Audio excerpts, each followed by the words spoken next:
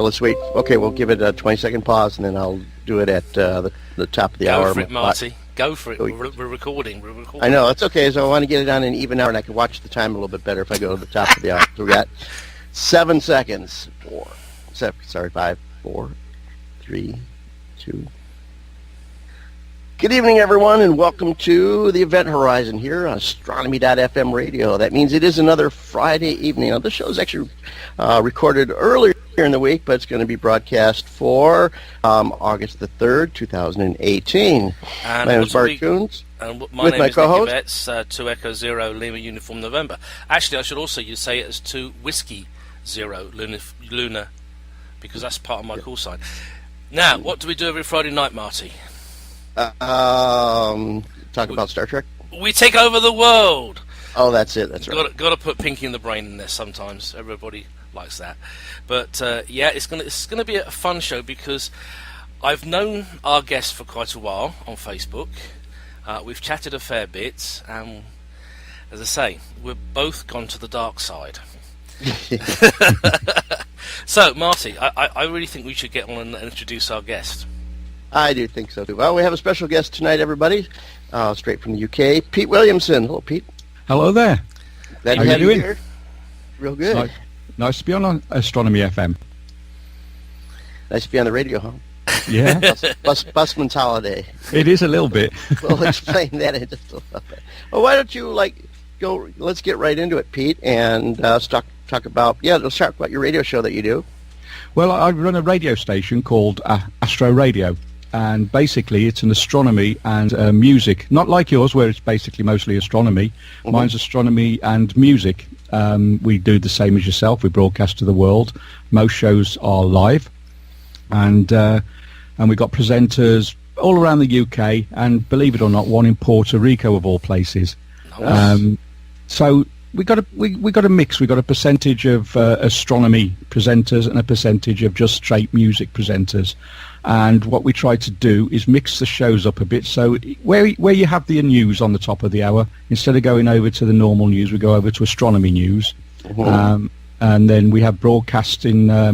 We have an astronomy news guy who does little astronomy shows in between. And we have other people who just do like an astronomy chat, if you like. But yeah, so it's rock music, pop music, folk music, no rap at all. And at this point, I know we're the same age, actually, Pete. So yeah, so you can understand where I'm coming from. Exactly. So that's it. That's the ethos of the station. At the moment, we're hitting probably about 300,000 to 400,000 listener hours a month. Nice. Nice. Are you online? Are you actually broadcasting through the air? We're online in the UK. We're on Eutelsat across Europe, and we're on FM in Australia and New Zealand. Okay. So we started about 3 years ago, and it's kind of slowly growing. And we're coming up with new ideas and new presenters coming in. So how'd you put it all together?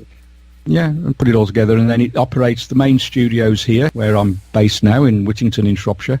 And all the Utel uplink stuff's here, and all the rest of the stuff's here. So they all it all links into here via Eutelsat and then back out again. We use an asynchronous band, if anybody understands what that is. 74 meg in, 74 meg out. And that's it. That's basically the studio. And on a Sunday, I'm on a Sunday and a Thursday. On the Sunday, it's just out and out rock. I don't do any astronomy in my Sunday rock show. It's out and out rock. And then on Thursday, I do a thing called Audio Fusion, where you fuse audio, music, and astronomy together. So nice. There we go. That's Astro Radio. Now, broadcast 24/7. Yeah, 24/7. It's always on air, never stops. And when you've got the as you would understand, the autoplay, where you've got no just ordinary music going out and no presenters, there's an Astro jukebox, so anybody can go on and select any Astro talk, and it'll put it into the playlist and play it for them. Oh, nice. Now, I also want to thank Pete for introducing me to one of my newer favourite folk groups. Who's that? Devonbird, because it was Starbird, I think, played on your station. That's right, yeah, we had them at Solsphere on the first year, and they wrote a song for us, and Star People. It was kind of a little bit hippie-trippy, the song was, I have to say. But it's a great song, and then they came the second year. They weren't played, but they just came along for a chill-out. Yeah, because So, of great band. you and Al, I now own all their albums to date. But yeah. Well, yeah, Al's parted company with us now, so dear. we no longer see Al. But there you go. People come and go. Yep. I always like to ask how you got started in astronomy. How did I get started in astronomy? We're going back a long, long time now. Yeah, no, me too. It's when I was at school. At the bottom of our school playing field, there was a guy had an observatory in his garden, and I wanted to know what was in that observatory. And I used to go and knock on his door, and he used to get the usual thing: clear off, get out. You're not coming in here, snotty little school kid. Go on, clear off. And eventually, he let me into his observatory to have a look. Showed me the moon. That was it. I was hooked. Couldn't get me away from it again. And he turned out to be a guy called Brian Manning, who discovered a lot of asteroids way back in the 70s. So he was quite a well-known astronomer at the time. Not that I knew that, but so that's how I got into astronomy. And then obviously did all that through school and got various other school friends into it, and went on from there. So that's how I got into it. Did you get your first telescope right away too, or? I built one. Did you? What'd you do? Well, I couldn't afford a telescope. And the lucky thing was, when I say lucky, in Britain at the time we were having a thing called 3-day weeks. Because there were so many strikes going on in the 70s, they used to shut the power stations down for a couple of days, so you get no power. So all the lights and everything went out, and I lived in the middle of a city at the time. And because all the lights were out for 2 days, it was fantastic. You got these perfectly dark nights. And I built this little 6-inch reflector, ground my own mirror, built my own tube, and saw the rings of Saturn with it for the first time. And so that was my first telescope. And then obviously as time went on, I bought a telescope and things got better. And then I discovered the fact that I could play the guitar, and things changed a little bit. And then music became a profession for many years, and astronomy took a little bit of a back seat for quite a few years, although it's still ticking over there in the back. But the music had to take forefront because that was my occupation at the time. Now which way are you leaning to, astronomy or music? I work now as a full-time astronomer, and the reason behind that is 5 years ago, and everything happens by chance, doesn't it, in life, really? Five years ago, I was moving an amp we were doing a charity concert. I wasn't actually playing, I just lent an amp, and this is how Soul Fear was born as well. And I lent an amp to my daughter, who was putting on a concert for the Teenage Cancer Trust. I was moving the amp, and the amp tipped backwards, and my arm went with it, and it pulled all the tendons out my arm. Oh. So I couldn't play properly anymore for a while. So I had to then take my hobby into being my profession, and take my profession into being my hobby. So that's how that came about. Nice. Personally, I blame Messrs. Moore, Burke and Clark for getting me into astronomy. Yeah. Back in the heady days of the early Apollo program. Oh, yes. Yeah. And, of course, I got one of those tacky refractors that promised unbelievable magnifications, which we all know is a big joke. But it allowed me to see the moon. In fact, it allowed me to see craters on the moon, some of the large craters.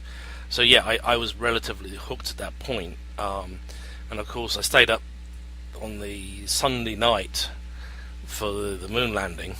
Didn't go to school the next day. We all had doctor's papers, of course.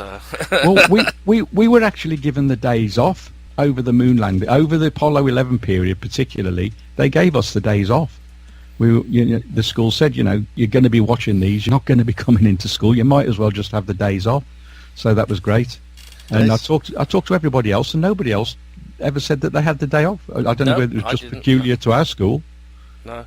In fact, my parents were quite inventive, and I had a very good GP at the time.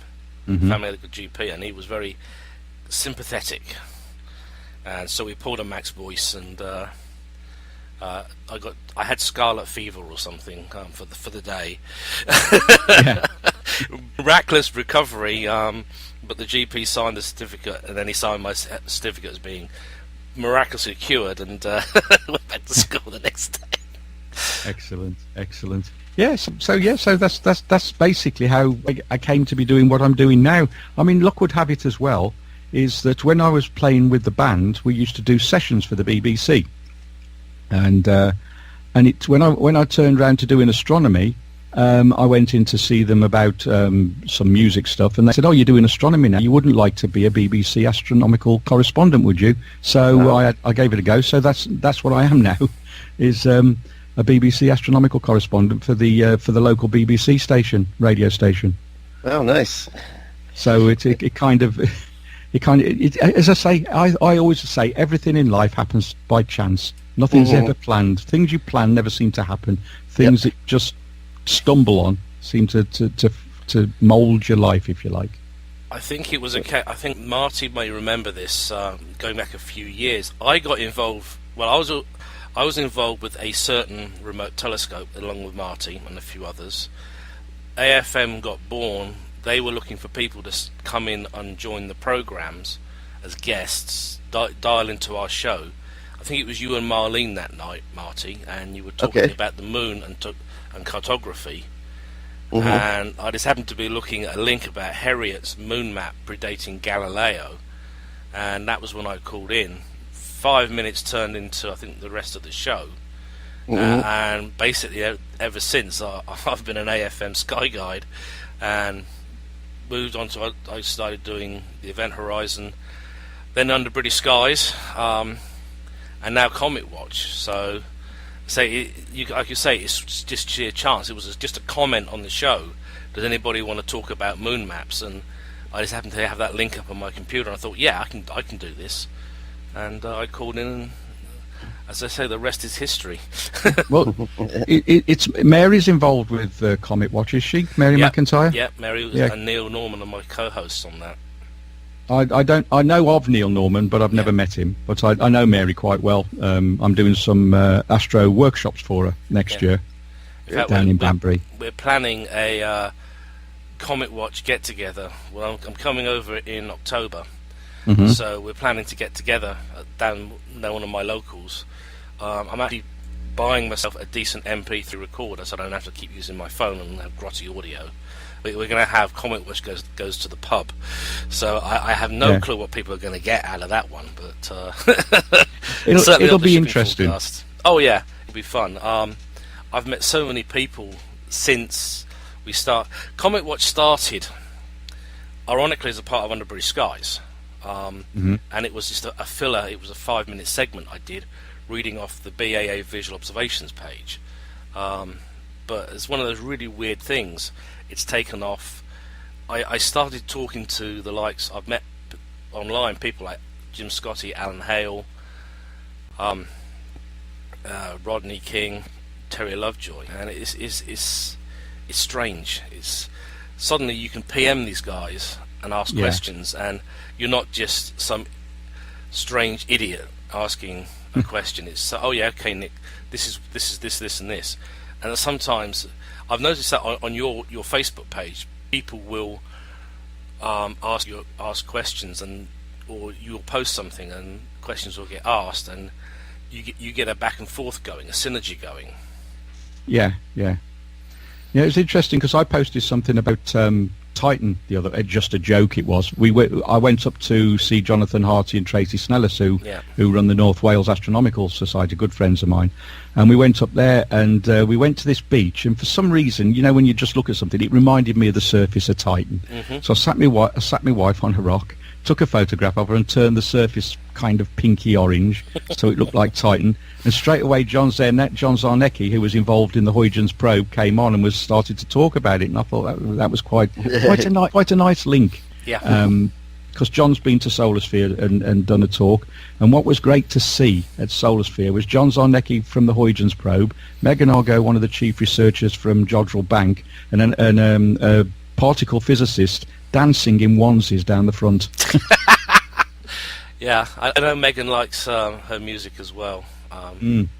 But she used to be, again, she was part of Under British Skies for a while, as well as being on the Jodcast, which was brilliant. I miss her. To be honest, I do miss her.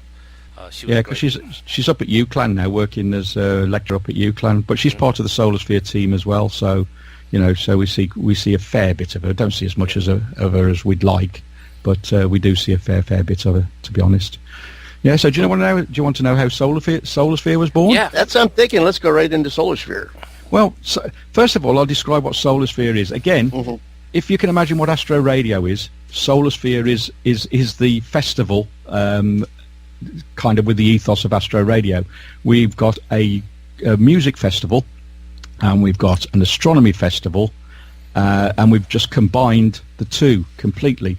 Now, people say, well, when we started, you would not imagine the backlash we had from the astronomical community. It was massive. We had so many. It was getting to the point we were getting hate mail, and you can't do this. You're belittling science. You're making mockery of science. We had all sorts of problems, but the professional astronomers such as John Zonecki, Lucy Green, people like that stuck by us, and Megan.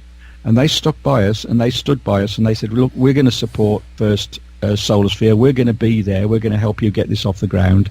And it worked. It worked. The first one worked, and then people started to think, well, maybe there is something in this, and we've started to sort of get the astronomical community interested. But it's taken 4 years for us to get the message across, if you like.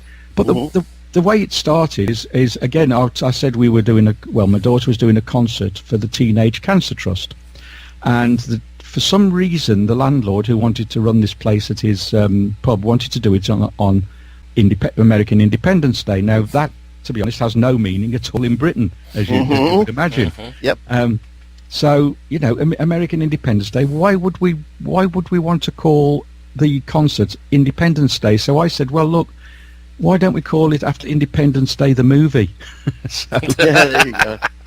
So I said, you can still call it Independence Day, but it's based around the movie. So what we had was people coming dressed as aliens. And then we've got a good friend from a band called Hawkwind, if you've ever heard of Hawkwind. Yep, I have. We've got Dibsy from Hawkwind to come along and do some talking at it and open the show and do a bit of playing as well. And it kind of worked. People came from all over the country just to go to this little pub with people just having good fun, dressed as aliens, a little bit of astronomy involved and music. And we said, why don't we build a festival around it?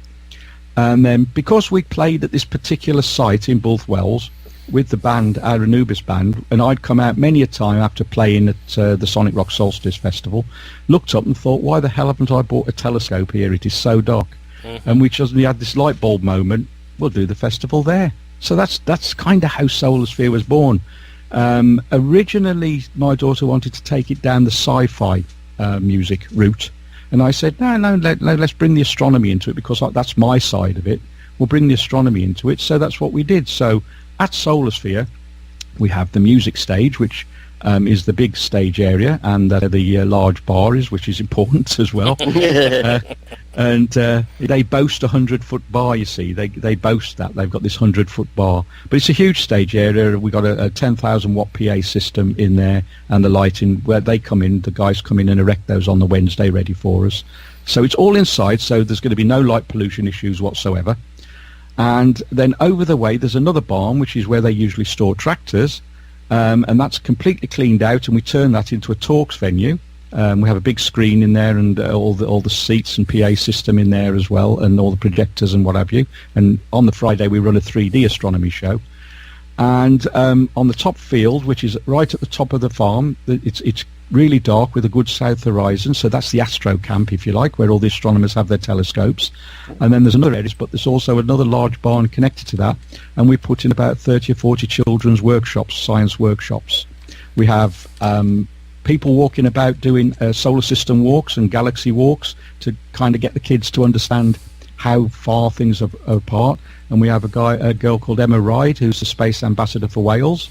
And we have Megan doing rockets and stuff like that for the kids. So there's so much going on for everybody. But the one thing we make sure that happens is nothing overlaps.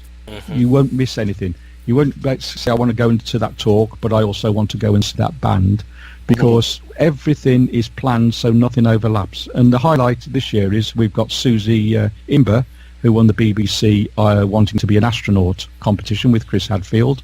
And so she's going to be going to the International Space Station. So she's coming to help kids learn how to be an astronaut. Cool. And we've got one of the project directors from the European Space Agency flying over to give us a talk as well. So there's a lot going on this year. Where do people usually stay? It's camping. It's free camping. Camping, you okay. Campground. Right. Yeah, you can take caravans, camper vans, or tents, and that's completely free. Totally free. So the only drawback is there are no electric hookups, so there's no electric supply to the tents, camper vans, or caravans. But it's free at the end of the day. What can you expect? That's good. And there are B&Bs and hotels in the area, so there's always somewhere. If people don't want to camp, there's plenty. We don't camp. We stop in a B&B, which is directly behind the festival site. So we only have to walk out the back door up the road for about 2 minutes, and we're in the festival site. Nice. So it's all well planned, let's say. And there's only me and my daughter do it. There's only us planning it and doing it and putting it on. So people say, you've got a big, massive team. No, there's just the two of us. We've been sitting here earlier this evening planning it all. So, it's all going on still. And we're in that mode now because it's in a couple of weeks. We're into stress mode now. Insurances and risk assessments, as you can imagine. Yeah. Well, I hope people will be listening in and you'll get more people out there from this broadcast. Well, we hope so. But we limit it to 300. Now, there's a reason for that. Is that the Talks area, or the Talks barn, whatever you want to call it, has a capacity of 300 people. And because we charge £45 for the whole weekend for everything, if we exceed that by 301 and one person can't get in and they've paid for everything, they're going to be very unhappy. So we limit it to 300, which makes it very nice. It's very family-friendly, nice chilled atmosphere, not too many people to manage, and everybody's happy. So is there a way people pre-register, something like that, so you can get your numbers? Yeah. You've got to buy. You can only get in via a ticket. You can't pay on the gate. I mean, people wouldn't just turn up and pay on the gate anyway, because it's in the middle of nowhere, so you wouldn't go down on the off chance. But you go to www.solarsphere.events and you can buy it from there, right up to the day before the festival. Okay. Even on the morning of the festival, you can go online and buy a ticket. Okay. And just for procedures, are like do they print out a ticket and then bring it, or they're just added to a list? Up until today, is it today? No, up until this coming Friday, you get a physical ticket through the post. Okay. And then after that, they're e-tickets that you print out and bring with you. Oh, great. Okay, cool. That sounds like a brilliant idea, actually. And obviously you're hitting your limits. We're always just around about there. We always there's probably more with the children. There's more, but a lot of the children don't go into the talks because they're going to be above their heads. So they'll go to the children's workshops, and we have people looking after them at the workshops and stuff like that. So you won't get as many kids. And with the talks as well, it might be that you might only be 3/4 full anyway in the talks, in one of the talks, because they're not all the talks don't appeal to everybody. The only ones we've ever really filled are John Zarnecki, Lucy Green, and Will Gator. They've been packed out to the rafters because they're all kind of TV astronomers, or like with John Zarnecki was involved in Huygens. So they're kind of well-known astronomers. People will go and want to see just because they can say they've seen, if you like, kind of celebrities, celebrity astronomers, if you like. There you go. Yeah, so I was going to ask you, what are going to be your main talks this year? As I say, the main one is Susie Imber from BBC, the guy from the European Space Agency. I'm actually have to put the websites up here so I can look myself. There you go. It's bad, isn't it, when I don't know? I mean, I'm doing that many things going on. Let's have a look at the old lineup.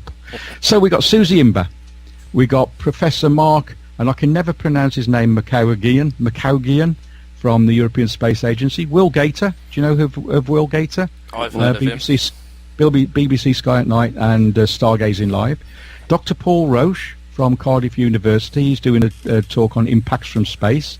Megan Argo. Megan Argo. Yeah. We know Megan. Yeah, and then we got Greg Smythe-Rumby from Astronomy Now. We got Emma Ride, the Space Ambassador for Wales. Steve Tonkin, the binocular guy. And we've got, believe it or not, Ronnie, I can never say it, the automatic dinosaur. Animatronic. You said it. I never say it. Oh, my daughter would love that, to see the animatronic dinosaur. Well, we had them last year, and I'll tell you what, one of the things that sticks in my mind from last year was you've heard of Helen Mason, Dr. Helen Mason, the solar scientist from Cambridge.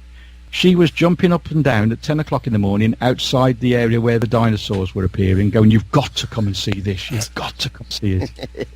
And then, of course, we got solar observing with Mark Townley. He's with Charlie Bates, but as we've just recently found out, Charlie Bates is calling it. Society's calling it a day, aren't they? So, but Mark's going to look at continuing something on those lines here in the UK.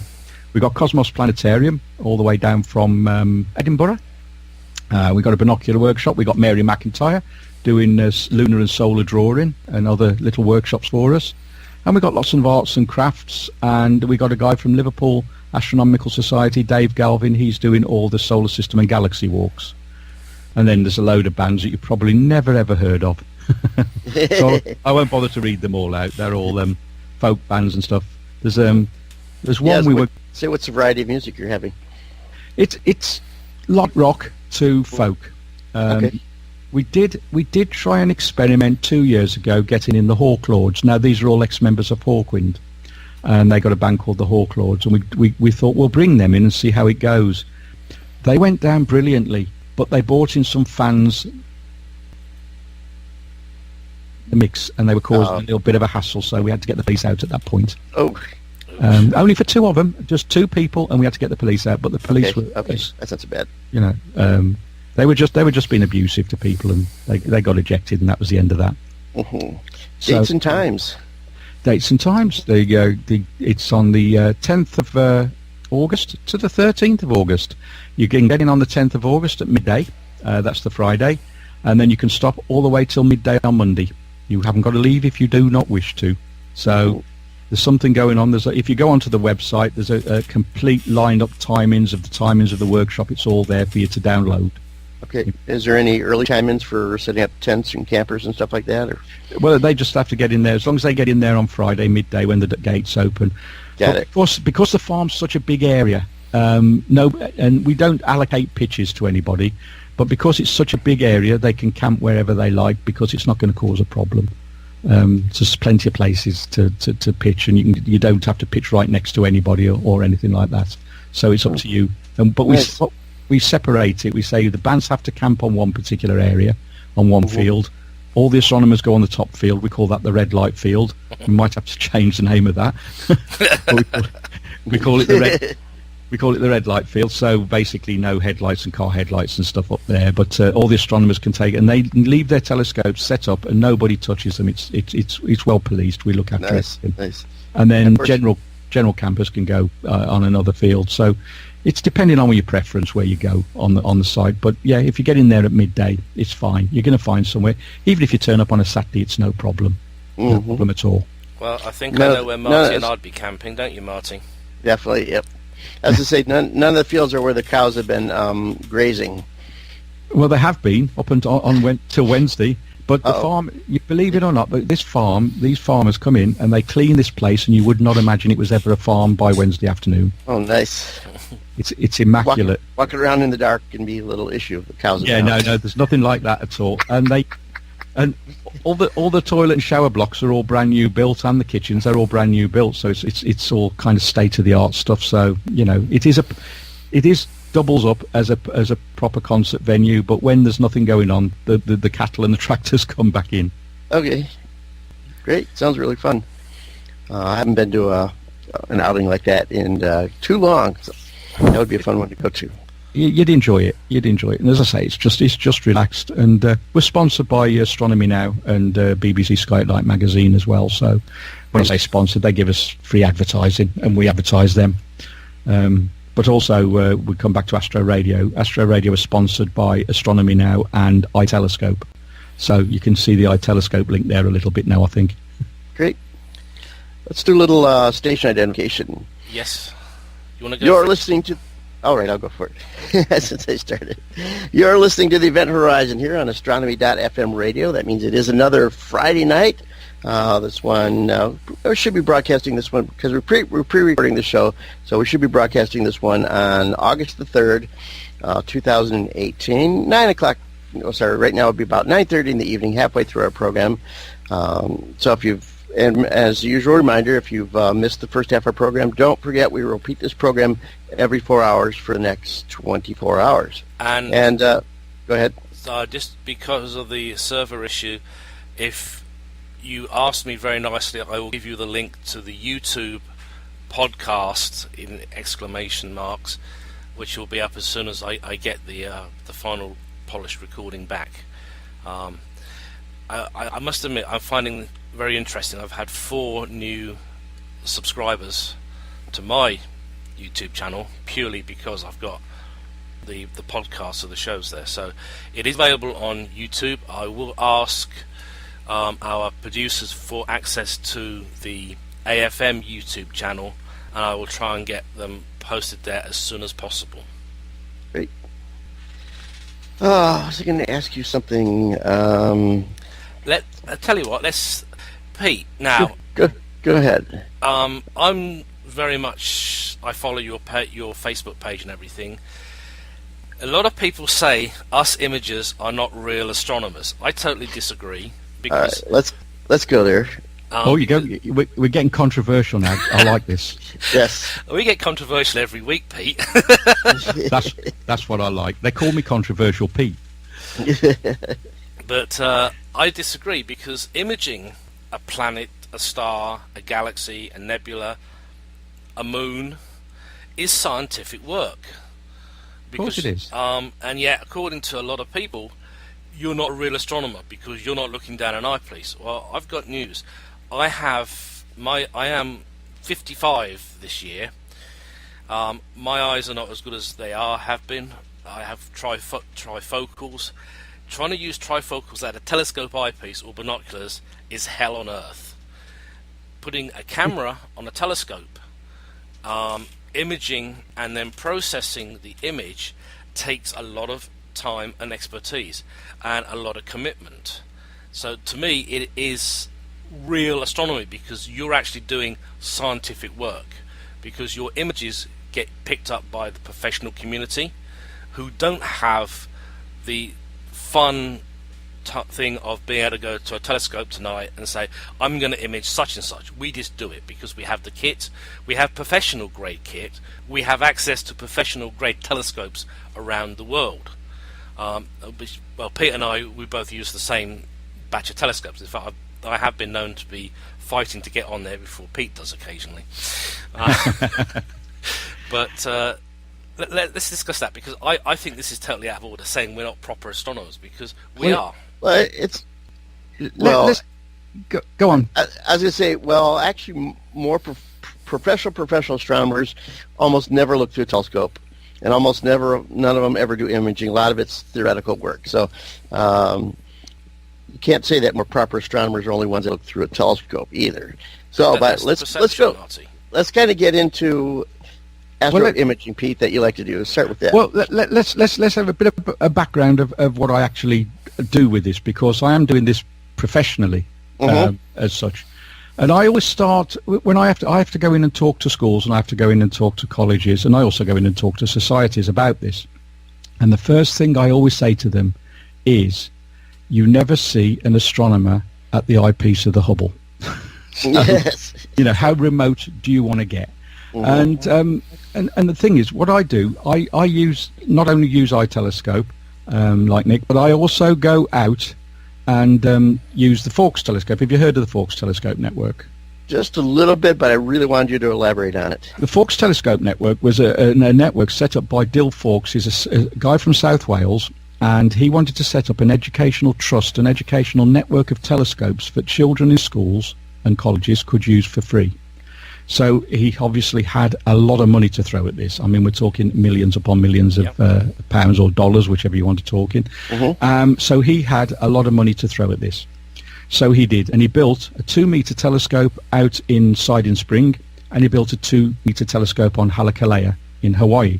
Nice. And the idea was that schools would have free access to these to use for education. And so that was the concept behind that. What I do, and my role with Fawkes, is that I do astro imaging with them, because if you go and show a school kid or a college student a fuzzy blob, it's not going to hook them in, is it? They're going to look at that and go, is that it? Is that all you're going to get out of it? My job, as they call it, is to take pictures, do astrophotography, and they use these astrophotographs to draw in the students to take up astronomy by looking at the nice pictures of galaxies. So I get free access and total access across the world to this network. Now, this network has grown over the past 5 or 6 years. It's now part of the LCO network, Las Cumbres Observatories, which is based in California. And it's become part of that. And now we've got 2-meter telescopes in Australia, Haleakala, and we've just been given $4.8 million to build a couple more telescopes. But we've also got a whole host of 1-meter telescopes in about 13 countries across the world, and 0.4-meter telescopes. All these are accessible for kids. My job is to hook the kids in, go into the schools, teach them how to use them, teach them how to image. So that's where I'm coming from. So when people say to me, you're not doing real astronomy, far from it. I'm doing professional astronomy, if you like. But when I go into societies, and I'll give you an example. I went into a society. I'm not going to name the society. You'll tell us after the show. I will do. Okay. Let's just say, coming from the music business, I have a different approach to doing a talk to a lot of astronomers. I kind of, let's say, I'm a little bit more direct about things, is the word. And there was this guy at this particular talk, and I started doing the talk, and he said, "You've just come here to tell us not to use our telescopes." And I said, "Not at all. What I'm talking to you about is there is an option to do this. I'm not saying you have to do it. I'm not saying you've got to sign on the dotted line and sell all your telescopes. I'm just saying there is you can have another string to your bow if you so wish." This guy would not let up for the entire talk. And at one point we were nose to nose, and it was getting very fraught, and there was a few children in the audience that started to cry. This guy would not let it go. And he was screaming at me towards the end, saying, "Until you've gone outside and suffered, you can't say you're an astronomer." So I said, "So this is your hobby?" He said, "Yes." I said, "Where does the word hobby and suffer kind of come together? I thought it was supposed to be enjoyable." And I said, "Are you the type of guy that if you want to turn your television over, you sprinkle broken glass on the floor, take off your shoes, walk across the broken glass, press the button and say, well, at least I suffered to do it?" It just got out of hand. But what the annoying thing was, the local society chairman and vice chairman didn't step in and stop this at all. So it just escalated. And I've had societies. I tried to book with a society the other day, and they threw 2 shots across my bow, and they said, "We're not booking you for number 1 because you're involved in astro radio and solar sphere, which belittles science and makes a mockery of science." So that's where that one came from. And number 2, you do remote imaging, which isn't astronomy. So we can't book you. Fiddlesticks. Yeah, but this is an attitude that I'm finding a lot, and it's kind of split the astronomy community right down the middle. But again, I mean, let's step back in time, and I say I remember doing a talk many years ago to a society when film was being superseded by CCD. And the photographers in the room were going, "Oh, film! CCDs will never catch on. This is rubbish. It's cheating." Now my grandson, who's 21, doesn't even know what film was. So that's how far we've come. And I said it's the same thing. It's new, groundbreaking things. Basically, what's happening now is the professional world is now accessible to the amateur. And they don't like it for some reason. Well, sorry, Marty. I was going to say a couple of years ago, I was at one of my local societies, and I remember we had a meeting, and someone said, "Oh, well, I'll show you a picture of this comet, but I haven't got one available." And I said, "Hang on a minute," and pulled my phone out, zapped him an email, and sent him a picture of the comet. I said, "There you go. Can you access that from your laptop now?" He says, "Yeah." Wow. Okay, take it back to what I said. This is the comet. Thank you, Nick. And that was it. It was like ooh-ahs and wow, like yeah. It's like, that's really the comet. I said, that's really the comet. That took me 10 minutes of sheer sweat because I wasn't sure what was going to happen the seeing was changing.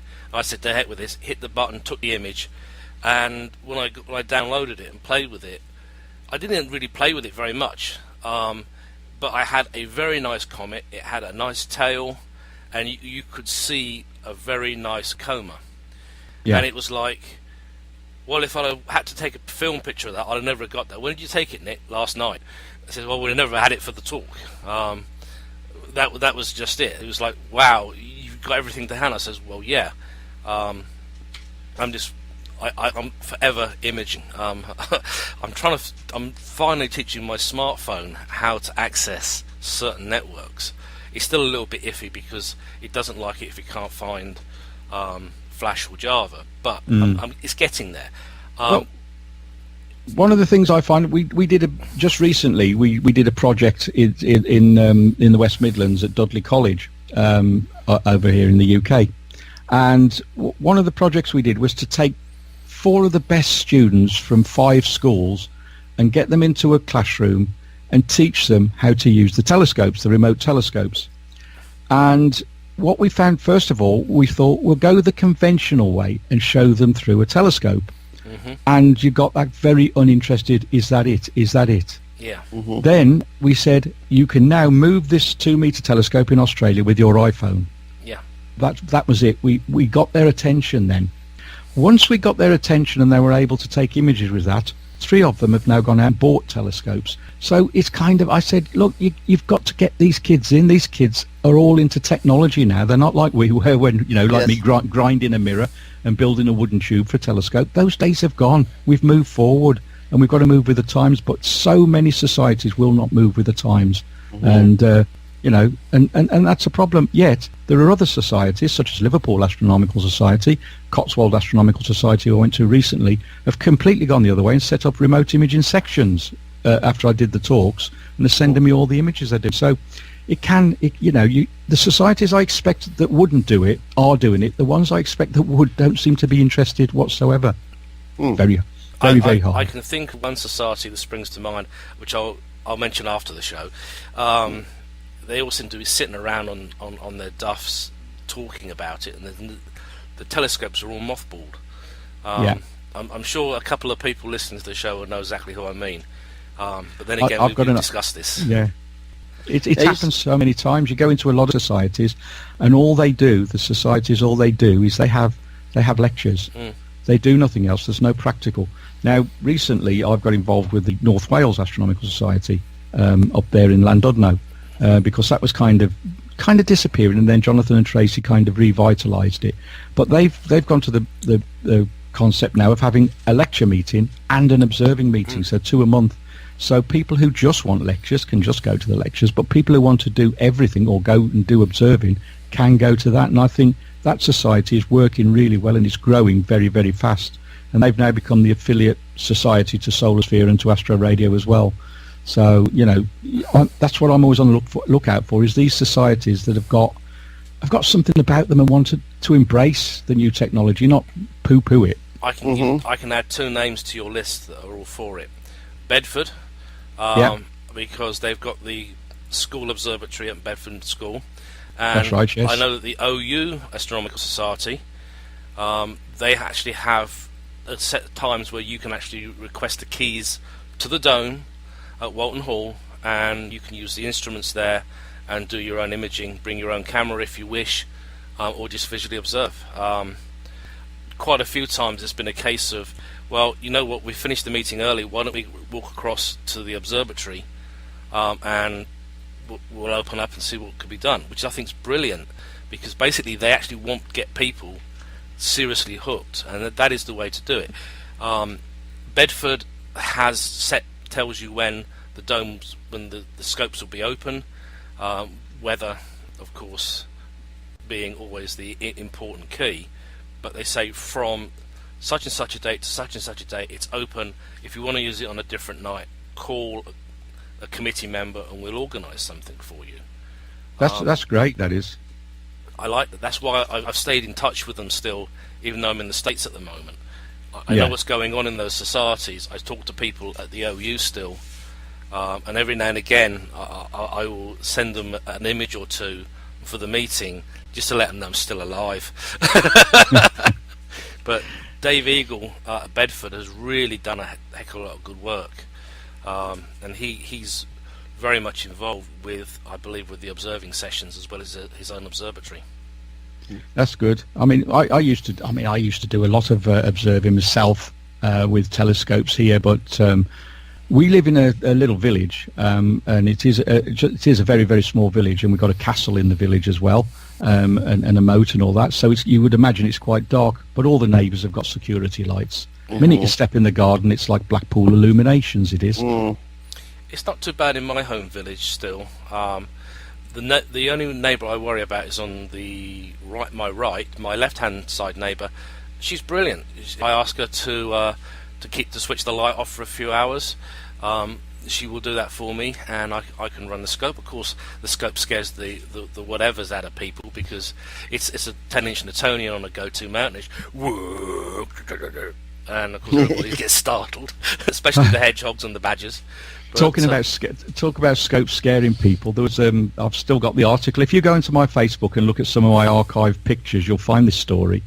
I was arrested for having a rocket launcher in the garden. For days and days and days we were having people wandering past the house, in suits and stuff, and we're thinking, this is very strange up Harrow, because it's a farming community. You don't get people wandering up and down our road in suits. Wearing sunglasses at night time. Yeah, that kind of thing. Men in black and all the rest of it. Oh, you're Leicester. Yeah, and then one day I came back and I found somebody messing about with our rubbish bin, and he cleared off, and I asked him who he was, and he just walked away. And I think it was about 3 days after that, there was a knock on the door, and this warrant card was put up, and it was Liverpool Bomb Squad, Liverpool Terrorist Squad. And they said, we've reason to believe got a weapon in your garden, rocket launcher's been reported. And I said, well, who's reported it? And they said, well, it was reported to the local village policeman, which we used to have before all the cuts. And he said he didn't like to deal with it, so we've got to deal with it. So this I had to then erect a telescope. It was a big 14-inch Dobsonian. Dobson telescope. And so I had to put the telescope out and show them what it was and the rest of it. And there was no apology or anything at all about what was going on. They're sorry, we've got this wrong. And I said, well, why did you suspect me of being a terrorist? They said, well, your wife's Irish, because this was back in the day when we had the Irish issues. And all the rest of it. And I said, well, I'm not Irish. and why would I have a rocket launcher in a little farming village in my garden? So it went on. And anyway, they eventually, agreed that there was no problem. But next day at 6:30 a.m., I get a knock on the door, and it's a local TV. And they want to meet. So you'll see the picture of me and looking particularly stressed at 6:30 in the morning, half dressed in a garden with a Dobsonian telescope being filmed, and then the whole story is there. That was the front page of the last day. That's funny. But yeah, it's strange how people view astronomy, isn't it?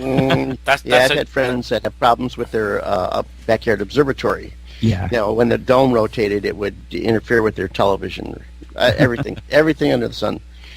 It would happen because that dome rotating or something like that. That's okay. I've been accused of being an outlier for GCHQ at one point because I have an amateur radio station in my garden in the UK, and a friend lent me a dish, and I was prattling around with it trying to see if I could actually even make it usable for radio astronomy. So of course the next thing I hear is that I'm hearing whispers across the fence. Do you think he's working for the government? Do you think they're spying on us, the government? I'm thinking, if I was working for the government, dear, I'd be pointing the dish right at you. It's pointing up at the zenith. Duh. It's better if they think you're working for the government instead of against the government. So. Oh, that's when it's a problem. I thought I was going to blow them up, I think. I want to get one back on one of the Falks Telescope project question. You said you go around to schools and teach the kids how to use it. Now, is this accessible for students worldwide? It is, yes. If you do a search on Las Cumbres Observatories, LCO, if you do a search on that, all the information is on there, how you can sign up. Okay, and it's just for school kids during in their class type of thing, or if, say, for instance, you get yourself affiliated with a school to help them with a project, then you will get access yourself. Yes. Okay. But generally not for amateur astronomers doing astrophysics. No, I mean, if you're a general amateur astronomer, or even a professional astronomer that's not working in education, it can cost you as much as $12,000 an hour. Oh wow. Okay. So you need to be involved with education, because what I'm trying to do is get societies to get together and go into a school and formulate a project with the school. To lead a project like exoplanet searching or something like that, because when you've got a 2-meter telescope, that's when you can start searching for exoplanets. Because I've been overlaying Hubble data over my data. So I did one of the Crab Nebula recently, and it was Hubble data from 15 years ago, and I overlaid my data because the mirrors on the larger telescopes are exactly the same size. So the image size scale is pretty much the same, and it showed that the Crab Nebula was actually expanding. And then we did a project on it, and it was expanding at 900 kilometers a second. We worked it out. Nice. So I'll look into that. Our astronomy club does a lot of outreaches to schools and stuff like that, so that might be something we can add into it.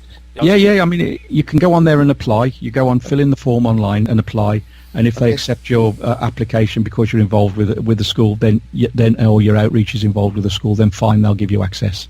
Nice. All right. I was going to say, I've heard a lot about what the Fox has been up to, because I'm a good friend of Nick Howe's, and I've been following some of his work using the Fox telescope as well for Snoopy and stuff. Yeah. I know Nick. Yeah, it was fun. I was just wondering, on Solar Sphere, do you put together like a DVD or put your video up on YouTube about solar spheres when they're after they've occurred, so people can see what happened last year? We've done a promotional video. I wouldn't say it's a proper DVD. There are, if you do a search on Solar Sphere on YouTube, you'll find a few promotional videos of like activities and stuff, but nothing great. But this year we're going to be doing a lot more on around that area, because it's something we've fell down on in the past 3 years. I think trying to get everything else up and running with a new festival, it's been hard to so it's kind of building. So this year, I think next year there will be a DVD of some sort to relate to this one that's just going to happen. Great. Yeah. All right, what's your favorite topic, subject, type of object in astronomy? What's my favourite? It's got to be galaxies. I love galaxies. I just love all the different shapes of galaxies. Ever since I've been a youngster, I've always loved, looking and searching for galaxies and searching for the fainter galaxies that, you normally can't see. Of course, that's kind of ridiculous now with a 2-meter scope. I can kind of see everything. But I just love the shape of galaxies. I love the formation of galaxies. I like it to look into why they're that shape, why they form the way they have. I love that kind of it. I'm not such interested in planetary, but the other big passion of mine, and I would say the remote imaging and the deep sky stuff is my profession, but my hobby is solar, and that is a real passion. That is solar, because I've got solar scope here, which is obviously a problem. No light pollution issues, and you always go outside when it's warm. So. Yeah, my other passion is solar. That's my hobby. That's my passion. So I've got a good solar scope, and I do a lot of solar imaging for myself here. But that's not used for anything in particular. I was doing a solar project a while back, but I'm not going to go into politics. But there was a certain vote in this country that removed my funding. So there we go. Hydrogen Alpha telescope. Is that what you got? It is. It's Hydrogen Alpha. It's a Coronado 90mm. Okay. I've got a Coronado 90mm. I've got a Lunt calcium unit to fit into a 102mm scope, and I've got a Barda Herschel wedge for white light as well, which goes onto the 102mm scope. So I've got all aspects of solar, and I don't live too far away from. I don't know if you know of him, Gary Palmer. So solar guy. I don't live too far from. Well, I might just say too far. It's not too far in miles, but it's a long way in time because of the little roads. But I don't live too far from Gary, and Gary sold me my H alpha scope anyway. Now, if we can only get some solar activity back again. Oh yeah, there's been a few little prominences today, but of course, what did we have? We had all that beautiful weather for the past 3 weeks. I did a solar day on Saturday, where it was totally cloudy, and it's been cloudy since. It was cloudy you had a chance of catching a little bit of the lunar eclipse too, but you're all clouded out. Well, there are two aspects to that. First of all, I got a message from the BBC news team to tell me, because they knew I was going up to a place called the Horseshoe Pass. It's quite a high mountain pass, not far from where we live. I was going up there to view it, and they said you can't go up there because there's too many grass fires, and they've closed it. So I thought, oh, that's out. And then it was cloudy anyway, so I saw nothing. It was beautifully clear up until about an hour before. Then it just totally clouded over, and that was the end of that.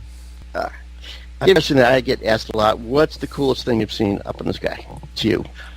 The coolest thing I've seen, it's got to be some of the large solar prominences. It has to be. Mm-hmm. It has to be some when the solar activity was rife, when it was really at its active period. We were seeing some fantastic prominences, and if you have a look at my Flickr site, I photographed some of them. For me, that is impressive, because I've always said, if you're doing deep sky stuff, you don't really see any change in anything you look at deep sky. If you look at the Orion Nebula now and you look at it 20 years ago, it doesn't look any different. But solar, 10 minutes every 10 minutes it can be different, and for me that's great. And that when I see a solar prominence, it still gives me the buzz it gave me when I first saw one. So I have to say solar prominences. Okay. Yeah, I always show them. I always say comets crashing into Jupiter. Yeah. Now I saw that back in the time. Yep. But that was visually. We didn't have any cameras and stuff then, so I remember we having a barbecue around that when it was going to happen. So, the local society that actually started the Shropshire Astronomical Society, which I started way back in the 80s. It says you studied some planetary geology, but you kind of drifted away from that. Well, it was one of those sort of things. I did the astronomy module up at UCLan in University of Central Lancashire. And I thought, what do I do next? And so I thought, I'm going to do a bit of planetary geology. And do you know what? Well, it was just before New Horizons went to Pluto. Mm-hmm. And when New Horizons got to Pluto, most of what we'd learned went out the window. Because it had found that many things that they say couldn't happen during that course. This can't happen, this can't happen. You get to Pluto, this is happening. And, it's an interesting course, but not particularly an area that I wanted to settle into. It was just a bit of a challenge, really, to challenge myself, to give myself something to sort of stimulate my mind a little bit. Interestingly, though, Pete, guess what I'm going into in the UK when I move back? Go on.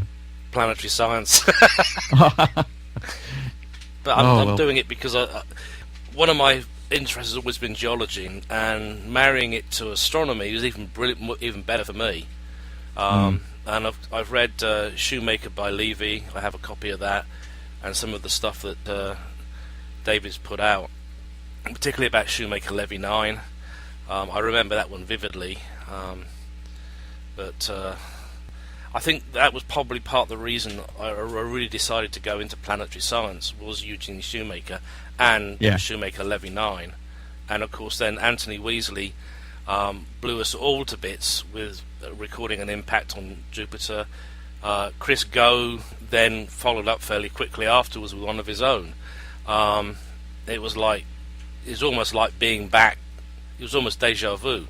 We're back there in the days of Shoemaker Levy 9, and the whole world's going crazy because of it. The good side of it gave us Neo Watch, Neo Shield, etc. Space Watch. So that's why I'm in that way. Ironically, I can't decide, is it going to be London, Leicester, or John Moore at the moment. I'm stuck. But I've been told I have to learn at least Chinese by counsellors at all three. Who's John Moore's I did mine at? Just an off question. Do you collect meteorites? Do I collect meteorites? Mm-hmm. No. Okay. Not at all.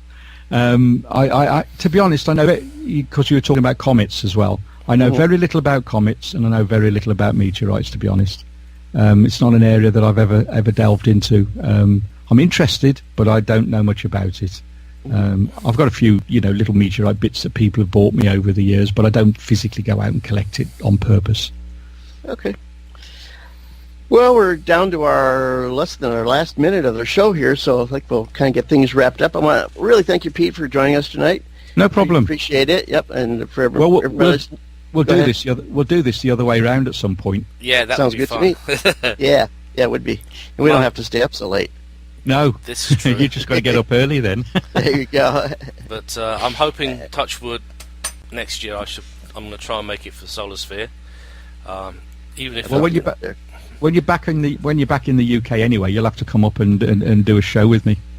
that is a great idea. I know Yeah. I keep threatening some of the Astrocamp guys that I'm going to put up a amateur radio station at Astrocamp. Well, we got about 10 more seconds to go, so time to wrap it up. Well, thank everybody. Well, thank you, Pete. No And thank problem. everybody for listening in. Good night, Thank you for all. having me on there. Captain Savick, this is the away team. 3 to beam up.